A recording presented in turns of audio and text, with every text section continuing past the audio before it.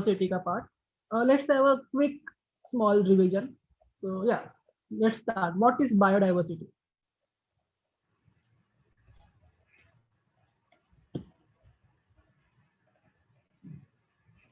Anyone? Is I don't expect like typical as a bookish definition, but whatever तुम लोग को जो समझाए वो. What is biodiversity?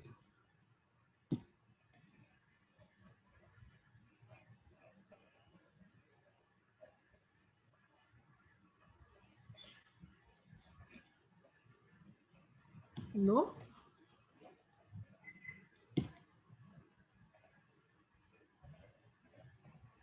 यार please don't do this like हम लोग चैप्टर ही पढ़ रहे हैं biodiversity and you if you are not able to tell me definition of biodiversity, I think the entire purpose of teaching is like is waste.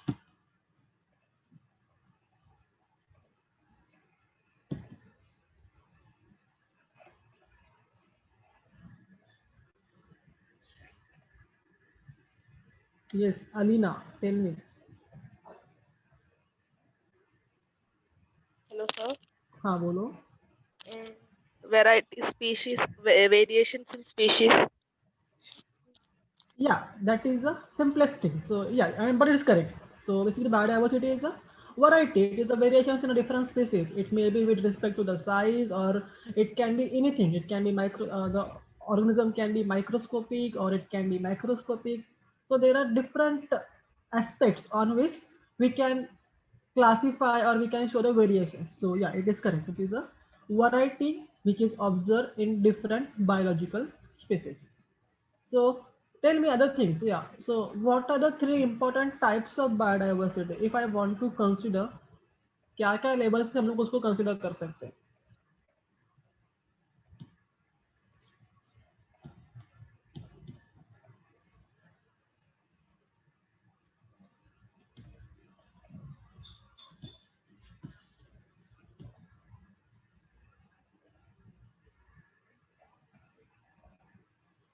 Yes, Deepika.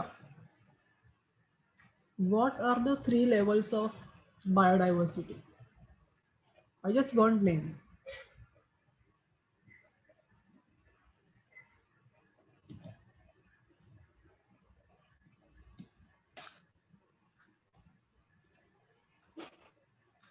Genetic, species, ecosystem. Yes. So genetic diversity, species diversity, and ecosystem diversity. That's correct.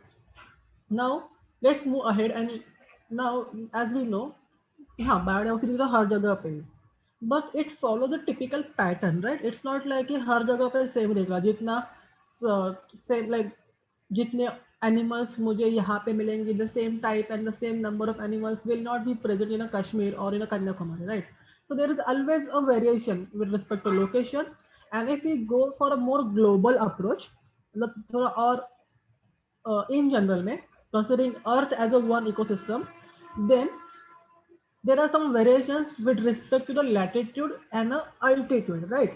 So now who will tell me what is the differences or the gradient observed with respect to the latitude?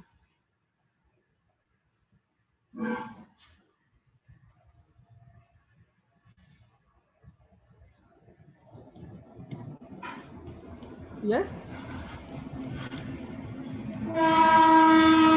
Latitude के हिसाब से क्या differences आ सकते हैं in biodiversity वो बढ़ेगा वो कम होगा Vegetation. not vegetation like in general मतलब yeah like not only vegetation but in general considering plants and animals सबको तो अगर मैं बोल रहा हूँ कि लैटिट्यूड मतलब what do I mean by latitude कि अगर मैं इक्वेटर से पोलर तक जा रहा हूँ तो वहाँ पे बायोडाइवर्सिटी कम होगा सेम रहेगा या वो घटेगा कम होगा. yeah so that is the point na? So with respect to latitude generally the biodiversity decreases as we move from the equator to the pole why because at the equator generally it is a tropical region so वहाँ पे climatic conditions very stable good enough supply of water sunlight is there बस जैसे जैसे हम लोग ऊपर जाते हैं टूवर्ड्स पोलर रीजन्स, तो climatic conditions are not that stable. कभी वहाँ पे ग्लेशियर्स फॉर्मेशन हो जाता है, कभी हीट रहता है, कभी मोस्ट ऑफ द टाइम तो वो आइस बर्ग्स के फॉर्म में रहते हैं.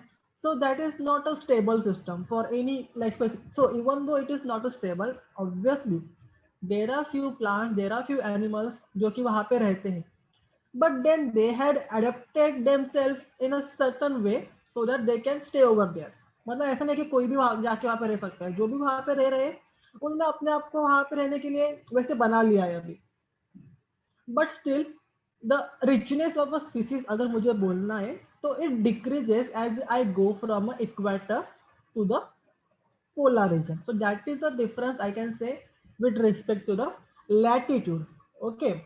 Now tell me if I want to see the difference with respect to the altitude. So what will happen? So what is altitude? Basically height. So at low height and at a high height basically क्या होगा?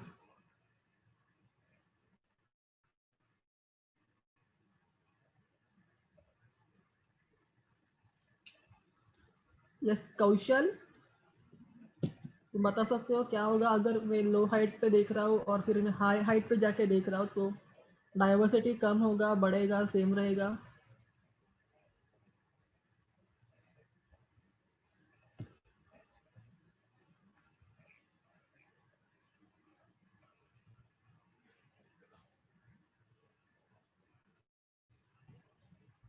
Anyone else?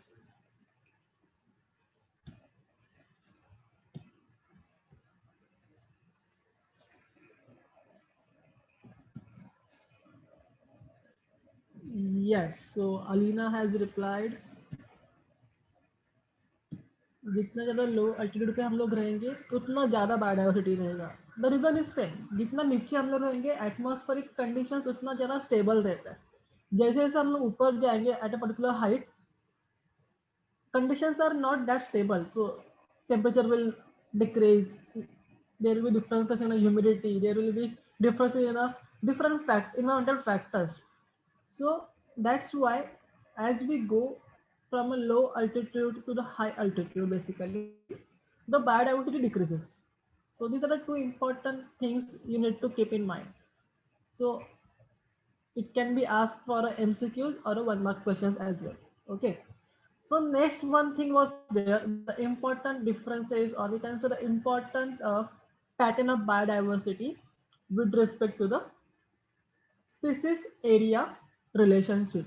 So yeah, someone tell me what does it mean? What is the species area relationship? In a simple way, whatever you have understood, just tell me.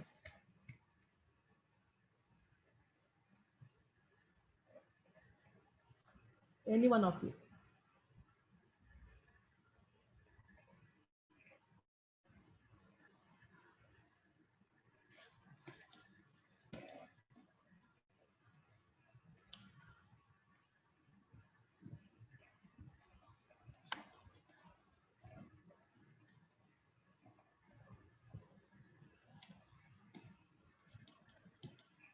Haripriya?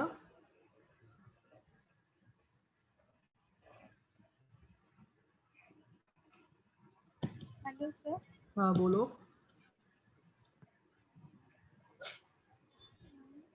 What is species area relationship?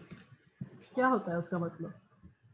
That number of species will be directly proportional to one area. Yes, so number of species will be proportional to the area. So what does it say कि जैसे जैसे number of like area जितना ज़्यादा number of species रहेगा उतना बड़ा area रहेगा.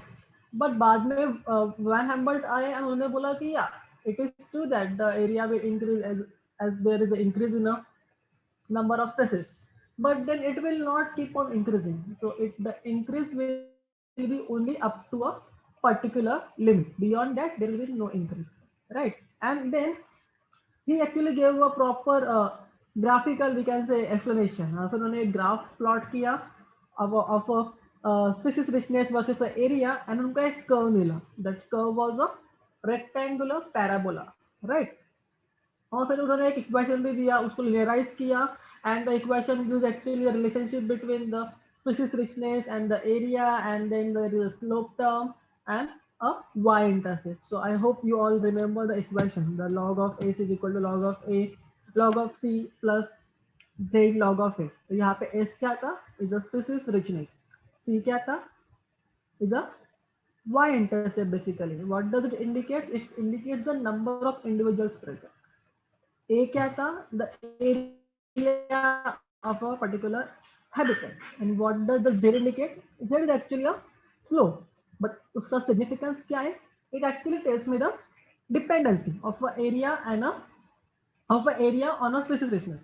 तो अगर Z का वैल्यू कम है तो the number of species will also be less, the area will also be less.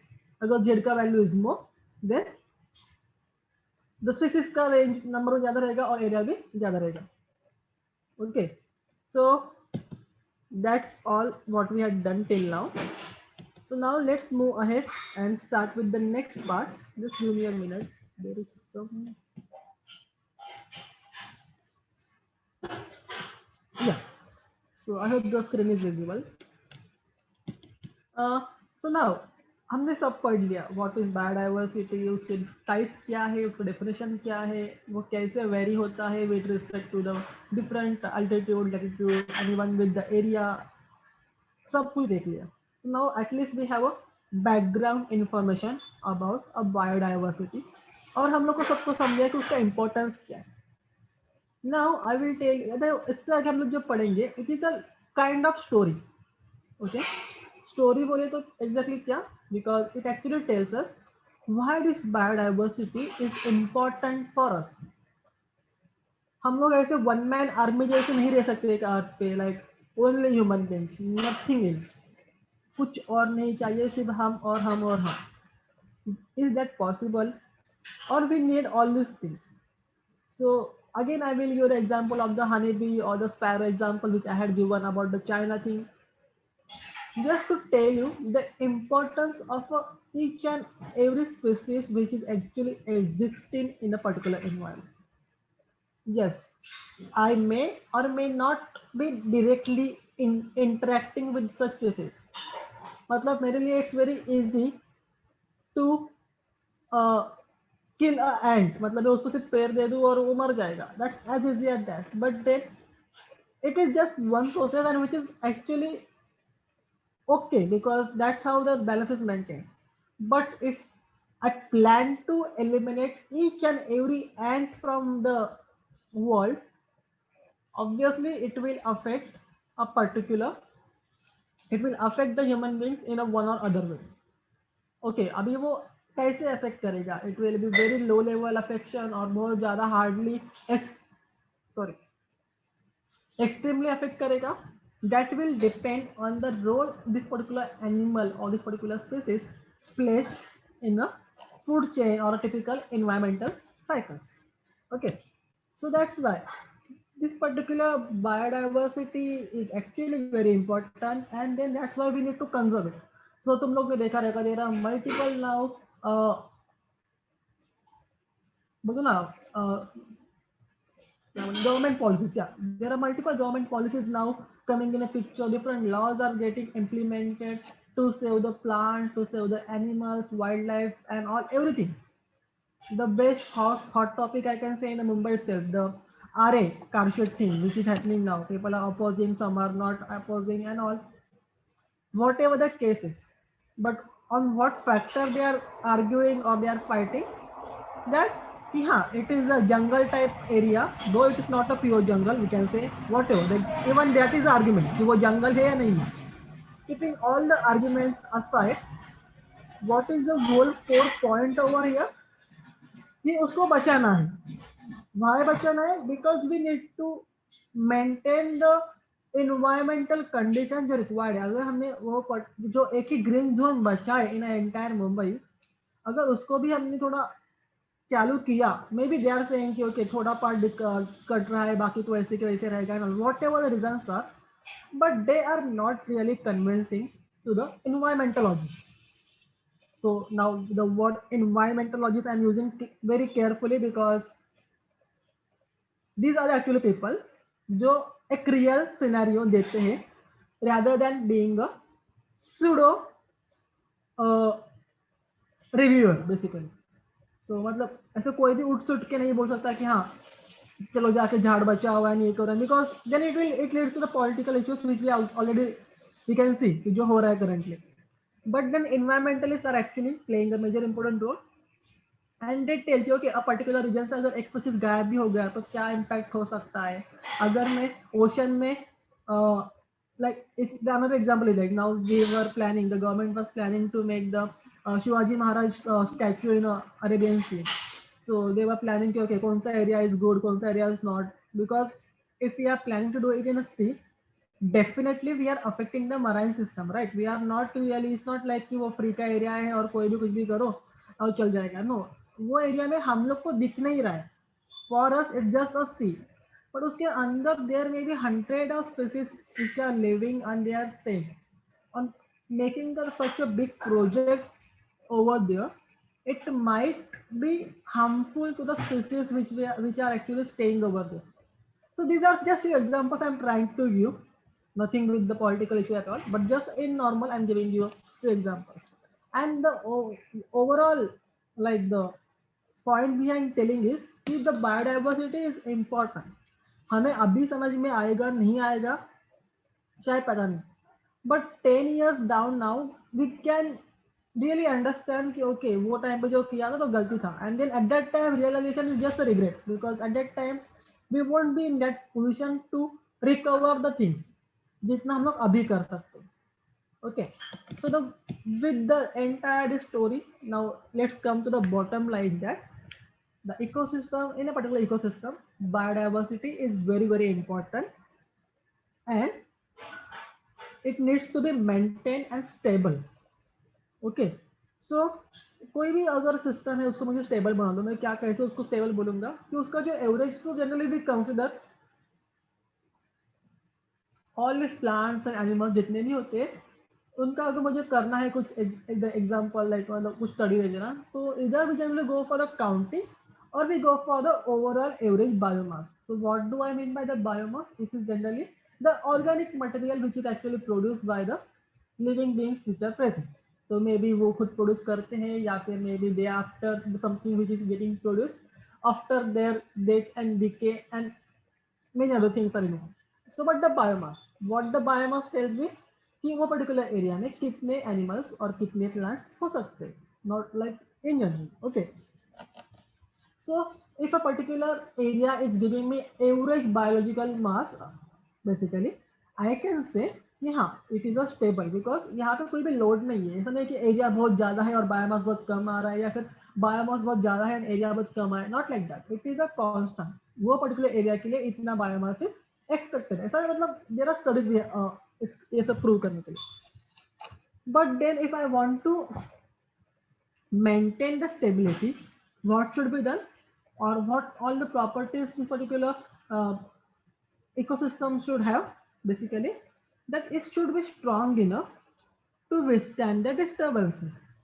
So disturbances can be a natural disturbances or it can be a artificial, or to be more precise I should say man-made.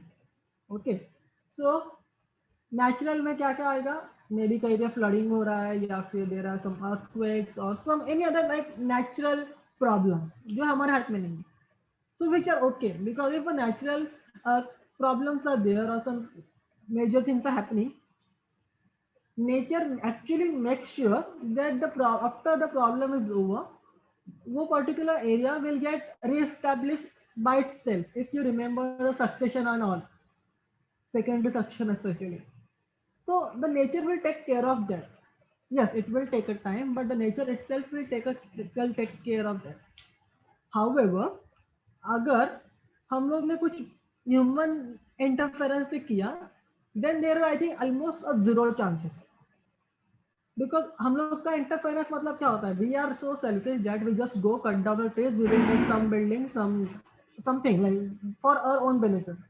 तो अभी एक जगह पे हमने पूरा eradicate करके वहाँ पे कुछ तो बना दिया which is for our benefit. There are zero chances that कि कल जाके वहाँ पे आपस में कोई जंगल बन जाए, right? So this is something which actually causes the disturbances and then affects the particular ecosystem and ultimately the biodiversity of a particular area. Okay. Also, the another point to be considered is like this particular system or a community should be resistant to the invasive species. Now, what do I mean by invasive species?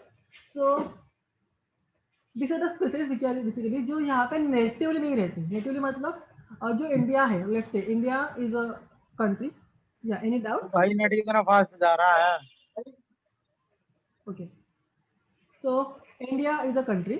तो हम लोग के पास हम लोग के खुद के plants और animals हैं, like which are actually native to the India. However, let's say a particular species of a plant coming from America establishing itself in India in such a way that वो खुद को एकदम अच्छे से बढ़ रहा है, ग्रो हो रहा है, spreading at a very fast rate. बड़म्बा लेके चिकरम्बा बोला पढ़ने के लिए तो पढ़।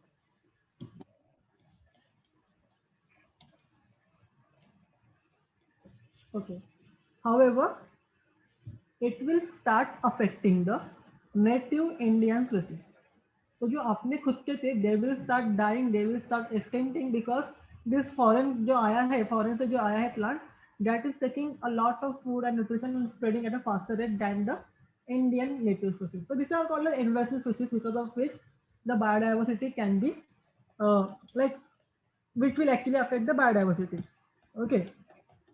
So with this, there are many different models which were model and theories which were proposed basically to say how important a biodiversity is.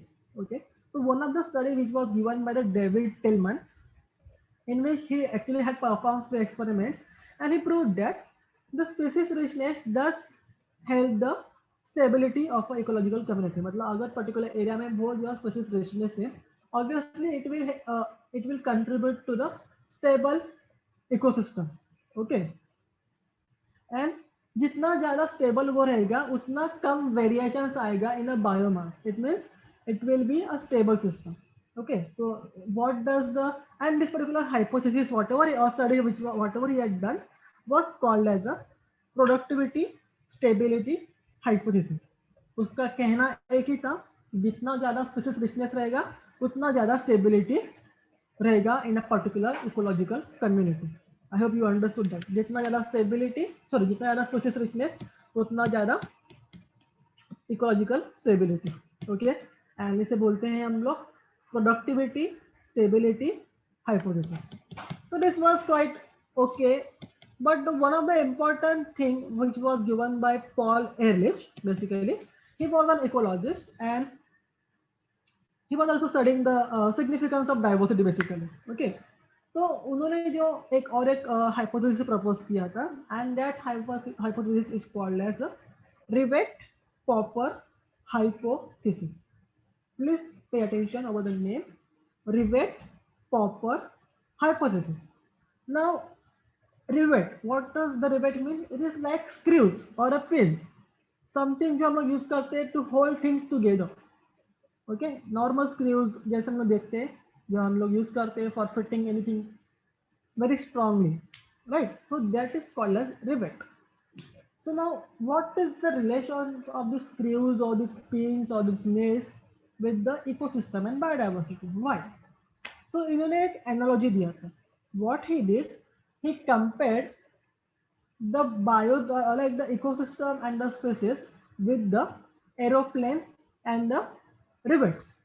तो क्या होता है? Rivets are actually screw, and जो हम लोग अभी why I am giving it in terms of aeroplane because aeroplane is a very big thing, right? और उसमें बहुत सारे small parts रहते हैं जो join करके a typical strong aeroplane बनता है at last, right? So the ecosystem जो हम लोग दिखा रहे हैं that can be as same as the aeroplane. However, ये जो small screws रहते हैं ना जो actually aeroplane के different parts को fit करते रखता है, which actually make the aeroplane a strong and a stable thing. These screws actually are nothing but the species if I want to compare it with the natural ecosystem. तो कैसे होता है? कभी कभी ना लेट्स से कि मैंने सब के सब रिवेट्स निकाल दिए फ्रॉम द एरोप्लेन, क्या होगा? उसके जो सबके सब पार्ट्स रहेंगे सब निकल जाएंगे, सब different, like they will get separated from each other, and the entire system will get unstable. It will not be stable anymore, right? The same thing happens अगर हम लोगों ने इकोसिस्टम से, नाउ कंसीडर एरोप्लेन, ऐसे एक एक species को निकाल दिया, the ecosystem will also get unstable. It will not be able to maintain the stability. और उसमें भी डिपेंड्स कि हम लोग ने एरोप्लेन का कौन सा पार्ट से स्क्रू निकाला है. लेट्स इमेजिन जो aeroplane, we all know aeroplane has the two side wings, right, which actually helps to maintain, like क्या बोलते हैं वो, एयर, क्या बोल सकते हैं हम लोग उसको, which actually helps to balance it, and the typical shape जो उसका रहता है, narrow shape. Why we need that particular shape? Because to resist the air, like to pass the air resistance, नहीं तो वो would नहीं पाएगा. So all these things are actually important. So let's imagine कि जो मेरे साइड के जो wings हैं, which are actually important for a particular aeroplane, उसके rivets निकाल दिए, it will be of no use be. In a similar way, अगर मैंने, so I can say that two side wings are actually the key points or a key parts of aeroplane जो बहुत crucial role play करते हैं. In a similar way, if I consider the ecosystem, if मैंने ecosystem में से कुछ key species को निकाल दिया, then it will be a very big problem for the particular ecosystem. Because what do I mean by a key species? That it, the species which actually play a very important role in what aspect, that वो एक species के ऊपर बहुत सारे other species can be dependent, और they actually may be a part of the food chain जहाँ पे उनका level is somewhere in between. It's not at the beginning और it's not at the end, but somewhere in between. And when I say it is a part of the food chain somewhere in between, it is very much obvious that कि अगर वो बीच में कहीं पे तो है, it means उसके ऊपर और उसके नीचे भी कोई ना कोई एनिमल्स, कोई ना कोई प्लांट्स रहेंगे on which it will be dependent, and that's why the key species plays a very important role. Or losing a particular key species from an ecosystem is not a good thing. We have to pay a very high price for the same, because एक species तो जाएगा but उसके पीछे शायद 10 और चले जाए, and that will be a big hazard or a big problem, we can say, in a particular ecosystem. So that's how. So if I want to maintain a particular ecosystem or a stable ecosystem, to be more precise, मुझे क्या करना है, मुझे ये रिवर्ट्स को, it means I want to maintain this small small keys जो एक्चुअली ये इकोसिस्टम को स्टेबल बनाता है. It's not just the ecosystem but the animals and the plants which are surviving in there are important and playing a major role in a stability of an ecosystem. Right, I hope you understood now what is the importance of biodiversity and the plants and animals in a particular system. Is it clear? Did you understand what is the Rivett-Popper hypothesis? समझा कुछ? Yes, sir. Yeah, it is very simple. मतलब उन्होंने सिर्फ एक analogy दिया है upper rivet and the aeroplane, and we have to consider when I say aeroplane, the analogy with respect to ecosystem, वो ecosystem बोलना चाहते हैं. And when they say the rivet, it is nothing but the species which are staying in that particular ecosystem. So that's about the importance of a ecosystem. Now let's come to the current scenario. बहुत कुछ पढ़ लिया हम लोगों ने about the biodiversity, इसका different types and all. But अगर मैंने अभी किसी को पूछा to tell me how many different animals are present in India, कोई बता पाएगा? The total number of animals which are present in India.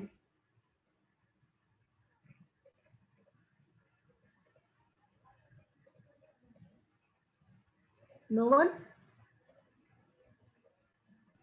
No, sir.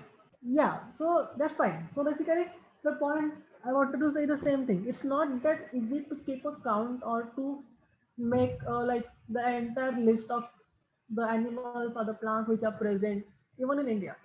Still, efforts were put on by different environmentalists, by different ecologists and the botanists and the zoologists and many other like scientists basically to do a kind of consensus to find out the biodiversity. So what do I mean by consensus over here? जैसे कि हम लोग को पता है कि okay हम लोग में इतने ह्यूमन बींग्स में इतने लोग हैं, हर 10 साल में जनगणना होती रहती है. So even here they are trying to calculate the number of species and the of particular organism like plants or animals or even the lower animals in a particular area. So with this, there is a particular one very big organization called as IUCN. Please note down this if you like don't remember the full form easily.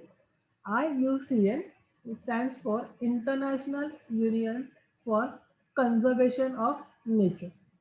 ये एक बहुत बड़ा और universal kind of organisation है which keeps a track on like जो actually environment and biodiversity के लिए काम करता है. Okay, so as per the IUCN data, they had said that there are around 1.5 million species which are present all over the globe. Okay, but then we still have no idea कि मतलब ये सिर्फ documented number है. We are not very clear at any point that कि जो number हमने दिया है that is a perfect number, because ये नंबर कैलकुलेट करना is not as easy as calculating the number of human being. जैसे हमारी जनगणना is quite easy, I can say, though it's a very big task, but at least it is a quite easy. At least हम लोग सिर्फ एक species से लोगों को जाके सिर्फ ह्यूमन बीइंग्स को ही काउंट करना होता है हर घर जाके. Even that task is difficult, just imagine.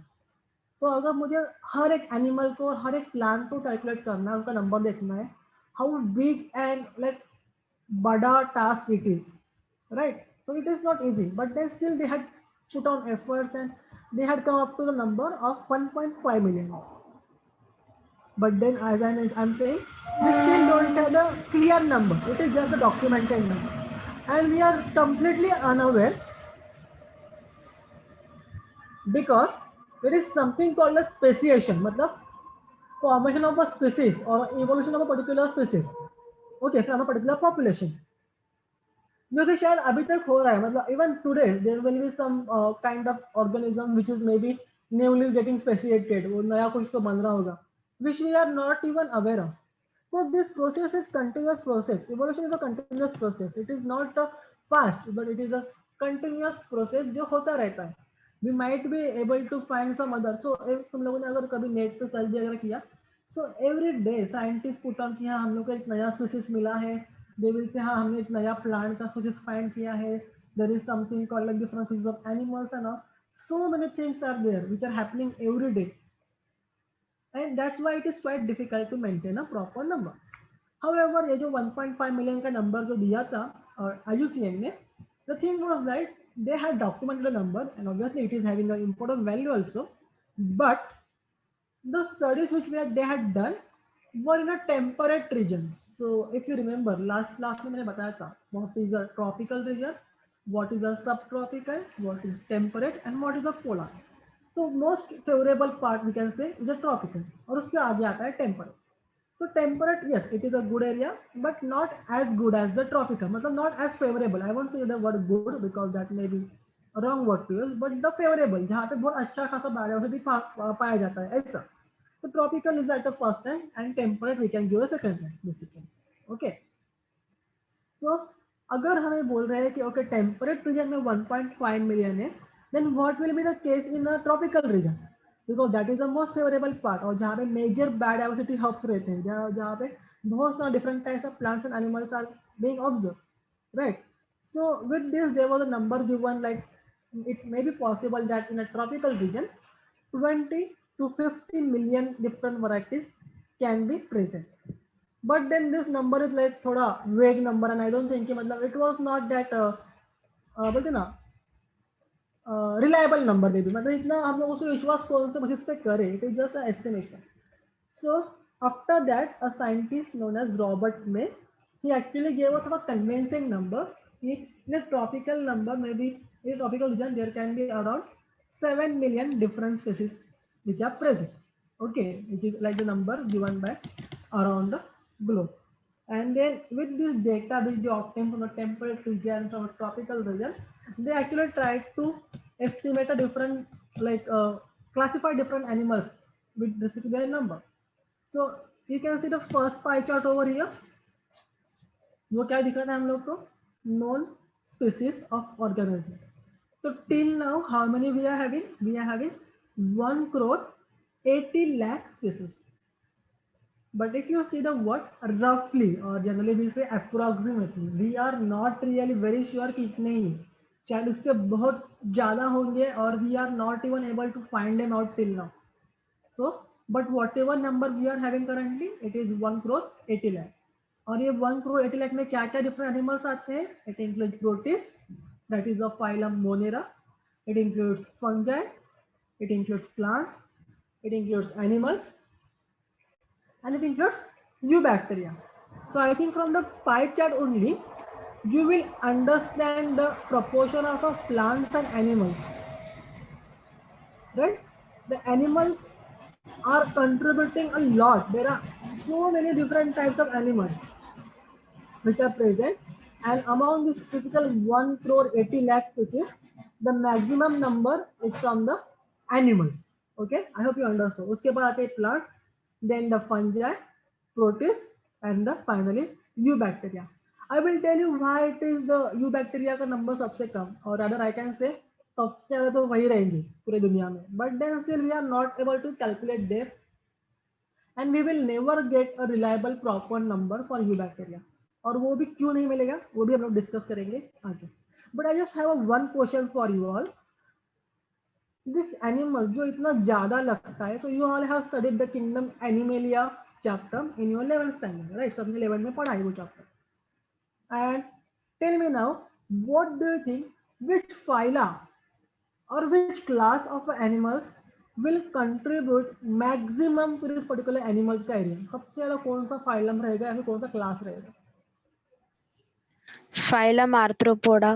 Exactly, phylum Arthropoda, and to be more precise, the class Insecta. Insect. They are so abundant in a nature. So I don't know, the ma'am ने तुम लोग को explain किया रहेगा, like ऐसा मतलब there was a theory previously, मतलब even if earthquake comes and सब कुछ डिस्ट्रॉय हो जाएगा ना, still a cockroach can survive. इतना, बिकॉज उनका structure, they have chitinous shell around them, and they are very quick, and they have multiple different properties which makes them kind of unique. मतलब I think you must have observed a simple thing, अगर कोई घर पे cockroach भी आएगा तो एक बार झड़ से मारो तो शायद वो पूरी तरह से मरता नहीं, obviously depending on the force with which you are killing it, but just the normal, अगर a normal person is trying to kill, एक बार if I am trying to kill it with a झाड़ू, yeah it will get injured but completely नहीं मरता. दो तीन बार झप किया तो खत्म, मतलब वो फिर उसके बाद शायद वो मर जाएगा. Okay, the example is very I can say lame, but then what I want to try to convey ki how stable and how strong they are basically, and that's why their numbers are also quite big, and they are one of the stable community in a nature. Okay, so now ye to with respect to phylum, so all of us know there are 5 important phylums and all given by the Whitaker scheme, right? Now if I want to classify only the animals, so you can see here around the 1,80 crore, around 1,80 lakh, 1 crore 80 lakh, around 1 crore 31 lakh 5,378 species are from the animals. So as I mentioned, a major chunk is of animals. And animals में भी क्या क्या आते देखो. So there are, we all know, just revision of the kingdom Animalia chapter. We all know the animals can be classified mainly into 2 categories: vertebrates and invertebrates. Can you tell me on what basis are we calling it vertebrates and invertebrates? Presence of the notochord. Exactly, that's good. So it's the presence of notochord. So जो vertebrates है उनके पास notochord होता है. In case of invertebrates, there is no notochord. But there is one phylum which is considered as a connecting link between the vertebrates and invertebrates. Can you name it? Hemichordata. Yes, hemichordata. It is actually considered as a connecting link. But still, most of the time हम लोग उसको consider करते हैं under invertebrates only. But just because it has something which actually considered as a notochord by some scientists, it is now considered as a connecting link between the vertebrates and the invertebrates. Now, if you see the classification, I can tell you the different kind of animals. So first we will talk about the uh, vertebrates. So in vertebrates, we have mainly 5 different classes: fish, or we can say Pisces, then amphibians, reptiles, birds, and mammals. I think all of you must be aware about this particular kind of classification. Now, let's come to the other invertebrates class. जिसमें क्या क्या आते हैं? Crustaceans. What is crustacean? Can you give me one example?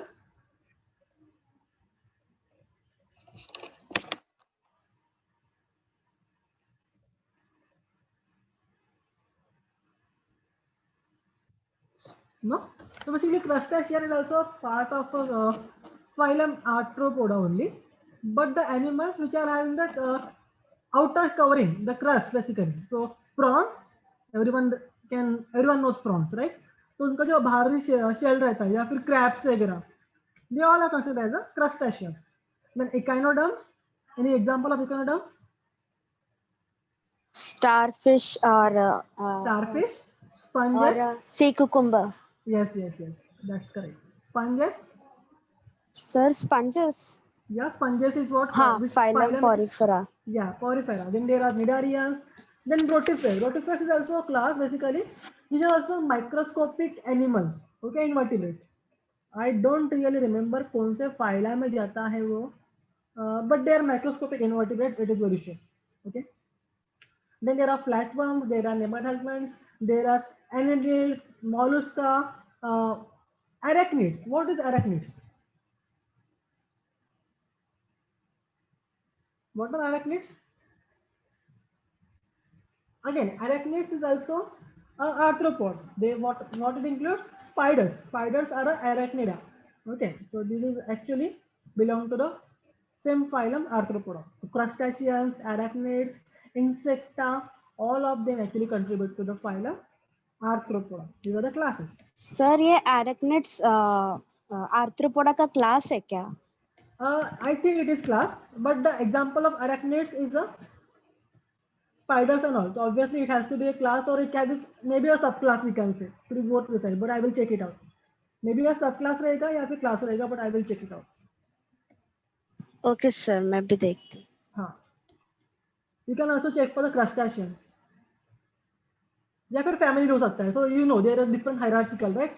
We have species, then genus, then family, order, and all that, all typical level of classification. So maybe one of them, but we will check it. No worries. And then let's come to the next important or the next abundant species on a planet, that is the plants. Around 2 crore, 2,87,655 species of the plants which are currently known. But do you really think itna hi plants rahega? No, there are so many plants which are still undiscovered. मतलब अगर हम लोग हिमालयाज में भी जाएंगे ना तो इतना सारा नया नया वैरायटीज मिलेगा हम लोग को, that and not only varieties, why I always feel very fascinating and like exciting about this particular plants now, about from especially from the Indian origin, because most of them are having a very good medicinal properties. मतलब वो इतना properties उसके पास है and we are not even aware about it. So now I'm very happy. The trend is actually changing. मतलब actually I had worked on a cancer for almost a year. So I have seen मतलब हम लोग cancer become a very important disease nowadays. हम लोग सब लोग try कर रहे हैं कि हाँ ट्रीटमेंट चाहिए. People find it very deadly and all. बहुत problems है. लोग जाते हैं कीमोथेरेपी के लिए. They do different radiation treatments as well. And you must have seen फिर बाल झड़ते हैं. They suffer from a very low immunity problems and also many problems they face because of the chemical agents. But if you now just go and search, there are so many natural compounds with no side effects that are actually having good potential to treat cancer. I'm just giving one example about the cancer, but there are many other diseases which can be cured by using this particular plant. And that's why even the foreign universities and the foreign scientists are always interested in a uh, Indian origin plants and all, because now some people like we all know the history of Ayurveda. We have a very ancient history of the Ayurveda. So there are so many things कि जो हमें लिखा गया है we know, but then in a what is on a name of so-called sophistication and modern lifestyle, we are conveniently ignoring it, and then some other way we again come back to the same circle. It's like a circle. हम लोग जहाँ पे थे वहीं पे वापस आ रहे हैं. Because now the world has started following us, and we are running behind them. कि हाँ वो लोग कुछ अच्छा करे, हम लोग उनके पीछे भागे. Despite of कि हम लोग के पास वो पहले से था. So just a normal thing I'm talking. But then just to tell you the importance of the plants which we are having. So in a plants, there are different classes. So again, just a revision of a chapter, kingdom planting. So I hope you remember the cryptograms, phanerograms, then there are gymnosperm, angiosperm, bryophyta, algae, and the pteridophyta and all. So mainly the 5 classes I can say, starting from the algae, then bryophyta, example are mosses, pteridophyta, examples are first, gymnosperm, examples are conifers, and then angiosperm. Angiosperm can be monocots and dicots. So you can see angiosperm actually contribute to the maximum proportion of a plant on earth. उसमें भी dicots being the most abundant species. Okay, I hope you understood what I'm trying to say about the different diversity which we are having. Okay, so Yes, sir. one thing if you remember just few minutes back मैंने बोला था कि about the eubacteria, we are not like the numbers very small on a data sheet कि बहुत कम eubacteria है.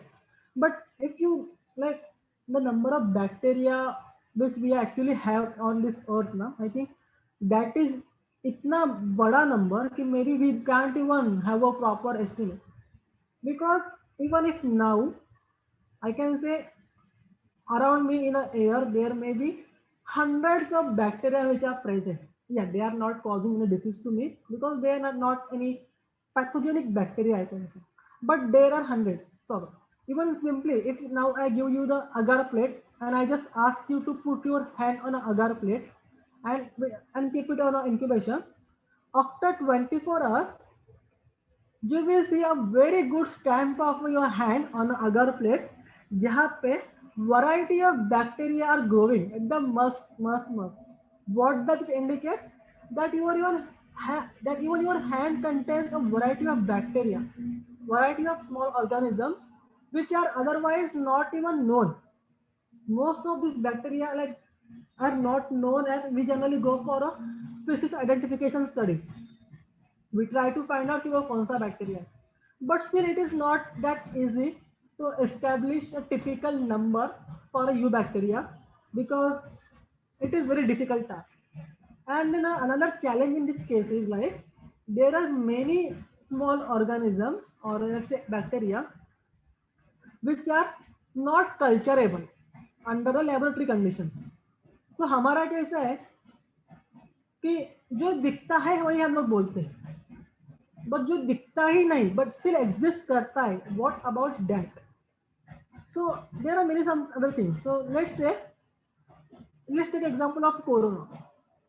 Maybe corona is a novel virus, we all agree at that, but then if हम लोग उसको लैब में study कर ही नहीं पाते और let's say we wouldn't have find out that कि ये जो डिसीज अभी हो रहा है that people are suffering a lot from the respiratory problems and all, ये कैसे हो रहा है, इस वायरस और बैक्टीरिया और fungus what ever the cases, तो हम लोग उसको स्टडी कर पाते क्या? नहीं कर पाते. But then the one good thing about this virus was yes it is a culturable in a laboratory condition. तो कल्चरेबल है तो इजिली स्टडी कर सकते हैं, not really easily like I am saying कि या स्टडी कर सकते हैं. It's always difficult to study the biological system. But अगर ऐसा कुछ आ जाए नया जो दिखता ही नहीं है, जो कोई सिम्टम्स भी दिखा नहीं रहा है but causing some problems to us and it's not even culturable in laboratory conditions, then it will be difficult to understand कि वो क्या है कैसे हो. So for this there are different studies. So ये जो हम लोग बोलते हैं ना कि क्लासिफिकेशन करना, इसके लिए इसको हम लोग टिपिकल साइंटिफिक लैंग्वेज में बोलते हैं taxonomy. I think even this you must have study in your 11th standard कि हम लोग क्लासिफाई करते हैं डिफरेंट एनिमल्स को, डिफरेंट ऑर्गेनिजम्स को अंडर डिफरेंट कंडीशन. तो अगर मुझे कुछ कल्चरेबल नहीं है और उसको भी अगर मुझे आइडेंटिफाई करना है, I cannot use my normal conventional methods. I have to go for something very sophisticated so that I can identify. And that's why it is a challenge to characterize and identify the prokaryotic species because unka number predict karna is not that easy. Now this is the last point I will cover today and then we will stop. So basically, looking at this number, that the overall number, then the number of bacteria, number of plants and the number of animals, I hope you understood that कि हम लोग कितने rich है with respect to the biodiversity. The number is which are given is like typically worldwide. It's not only India. It is a worldwide number. But what I am trying to tell, दुनिया में इतना सारा है. But if you just look around you and if you have studied or read about the Indian biodiversity, I think you must agree that we are very rich in biodiversity. Starting from the Himalayas or the Western Ghats, we have two important hotspots. All around the world, I think there are only 5 hotspots something. Yes, around 5 or 7. Now they have made 7. I don't know, but जब मैंने पढ़ा था तब 5 थे. And among that 5, 2 are in India, basically. What do I mean by hotspot? These are the areas जो extremely rich in a biodiversity. Okay, very special areas. They are called as hotspots. So India actually shares around 8.1% of the total biodiversity on the earth. And I think that number 8.1 is, even though the number 8 is like may look small, but it is really not a small number. We are actually contributing a huge thing to the total biodiversity around the world. Okay, and we are among the top 12 countries around the world which are having such a rich biodiversity. And we contribute around 2.4% of the area. So this is just the statistics कि हम लोग ने where India stands. हमने एक global approach देख लिया. Now it's time to see कि हम लोग कहाँ stand करते हैं. So we give around 8.1% contribution to the biodiversity. We are among the top 12 countries for biodiversity. हम लोग का total area is around 2.4% of the total world area, we can say.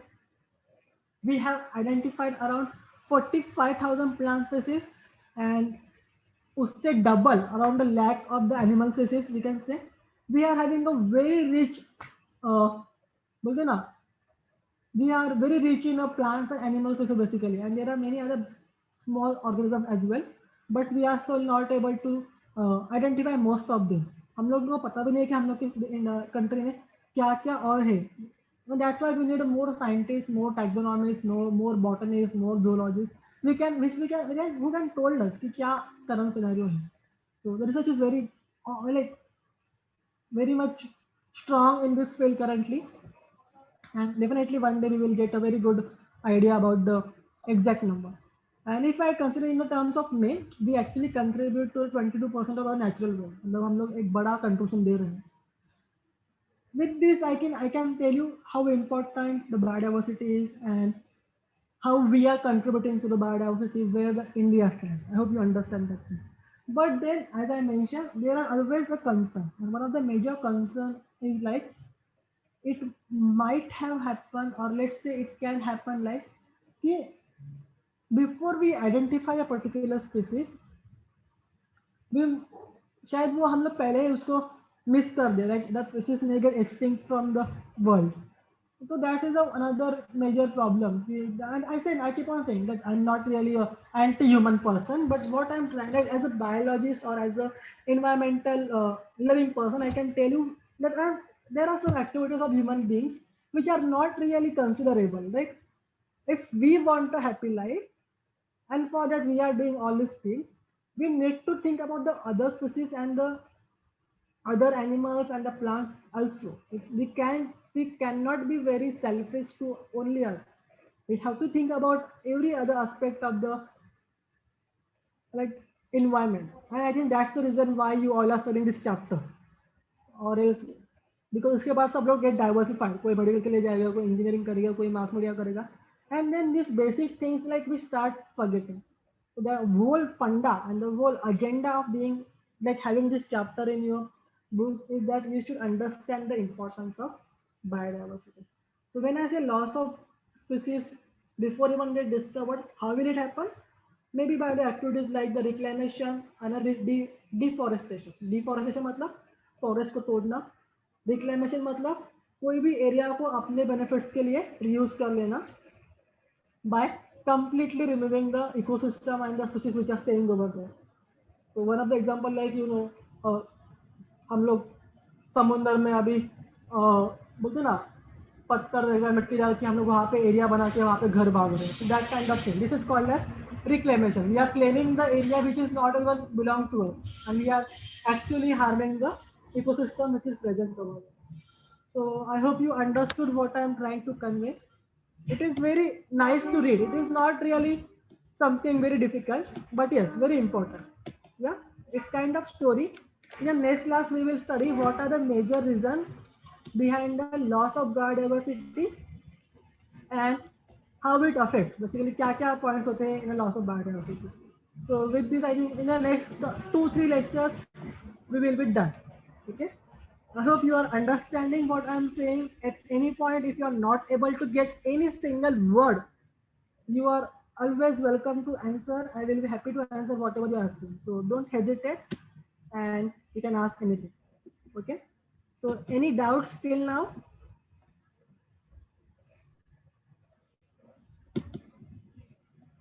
Any doubts?